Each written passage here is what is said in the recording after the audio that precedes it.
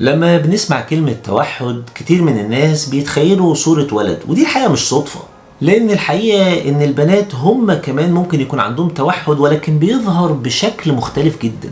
البنات أهدى وأذكى في التفكير، وساعات زي ما بيقولوا كده بتعدي من تحت الرادار. أنا دكتور يوسف، استشاري طب الأطفال والمتخصص في أمراض تطور الأطفال، وفي الحلقة دي هنعرف مع بعض إمتى نلاحظ علامات التوحد عند البنات، وليه التشخيص عندهم بيتأخر، ونتصرف إزاي لو شكينا.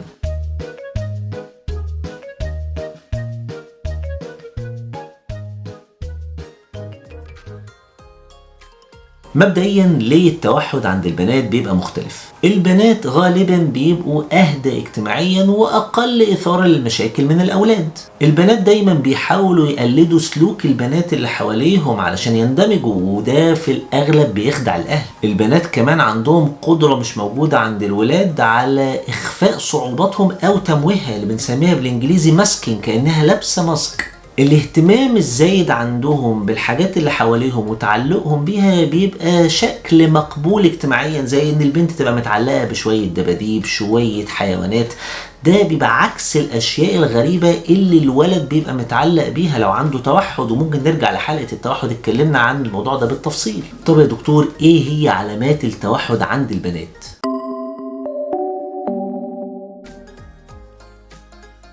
البنت بيكون عندها صعوبة في فهم العلاقات الاجتماعية العميقة، يعني هي تفهم من على السطح كده ان دي صداقة، ولكن المعنى الحقيقي للصداقة او المعنى الحقيقي للارتباط بالناس الكبيرة هي ما تفهموش كويس. هتلاقيها بتلعب لعب متكرر بنفس الطريقة مع نفس العرايس او نفس الدباديب، او عندها تعلق زايد عن الحد بشخصية واحدة. هنلاقي عندها مشاكل في التعبير الغير لفظي، النون فيربال، اللي هو عن طريق نظرة العين او تعبيرات الوجه، هيبقى عندها في مشكلة. البنات دول في الاغلب بيبقى عندهم حساسية زايدة ضد الاصوات وضد اللمس، وهتلاقيها بتكرر سلوكيات معينة زي هز الجسم، تكرار الكلمات، مشي على اطراف اصابعها. وهتلاقي لو ركزت في تطورها وهي صغيرة كان عندها تأخر كلام، او حتى لو كلامها كويس ممكن يكون عندها صعوبة في استخدام اللغة دي اجتماعيا، يعني تلاقيها بتقول كلام مش مناسب للموقف اجتماعيا.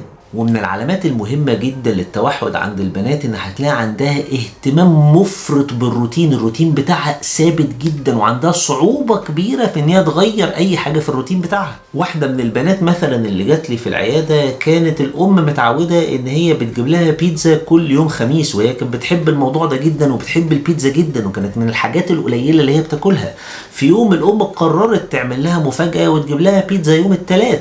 البنت انهارت، وكان بالنسبة لها الموقف سيء جدا، رغم ان دي المفروض اكلة هي بتحبها واكلة تبسطها، ولكن عشان جت في يوم غير اليوم بتاع الروتين بتاعها البنت زعلت. كمان في اسباب من ناحيتنا احنا بتأخر التشخيص كأهل وكمدرسين. الاهل والمدرسين في الحالات دي في الاغلب بيشوفوا السلوك بتاع البنت ده انها بنت هادية شوية زيادة عن اللزوم، او عندها خجل زايد، والحاجات دي طبعا عشان هي بنت مقبولة اجتماعيا فبتعدي. البنات كمان بتتقن التمويه قوي، فبيقلدوا وبيحاولوا يندمجوا. وكمان عشان يعني نزود الموضوع صعوبة، المقاييس التشخيصية التقليدية اللي احنا بنستخدمها معمولة بناء على دراسات اتعملت على الاولاد اصلا مش على البنات. طب يا دكتور، انا دلوقتي اتعلمت الحاجات دي معاك في الحلقة، امتى اروح ببنتي للدكتور؟ كام نقطة كده لخص لي فيهم لو شفتهم في بنتي اشك ان عندها توحد واخدها للدكتور. لو بنتك بتنعزل او عندها صعوبة واضحة في التواصل مع الاخرين، لو عندها اهتمامات متكررة او سلوكيات نمطية بتكررها بنفس الطريقة بنفس الاسلوب في نفس التوقيت كل يوم، لو بتتضايق جدا من التغيير او من الصوت العالي،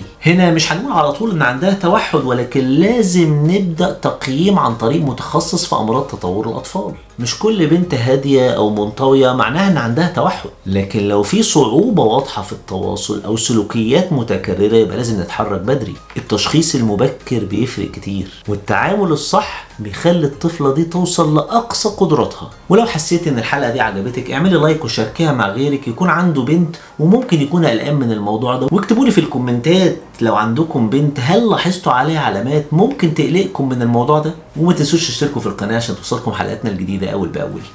أنا دكتور يوسف ودي قناة دكتور كيدز، أشوفكم على خير.